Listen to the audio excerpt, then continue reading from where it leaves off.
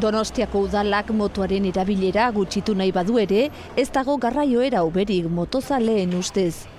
Edozein momentutan, edozein puntutan nago Donostin 10 minututan. Oso komoda da, hirian ibiltzeko. Altzan edo Intxaurrondotik zentrura oso azkar zatoz. Kotxeentzako aparkalekuak murriztu direlako eta erosotasuna dela eta motoen erabilera asko zabaldu da hirian eta oinezkoen lekuak hartzeko beharra ere izan dute. Arazo bihurtu dira eta guztientzako aparkalekurik ezin dutela eskaini diote udaletik. Ezin duguna da denei eskaini aparkaleku bat. Badakigu motorra ez duela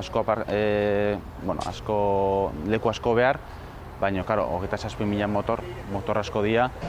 Garraio publikoa edo bizikleta elektrikoak erabili daitezela nahi dute, oinez ibiltzeko gomendioa ere egin dute, gutxiago kutsatzeaz gain, osasuntsuagoa ere badelako. Donostiarrak ez dira momentuz arazoa hartu, baina hori bai, motoak kotxeen aparkalekuak hartzen hasi direla ikusten dute. Batzutan aparkalekuak okupatzen dituzte, baina ez dut uste arazo handia denik.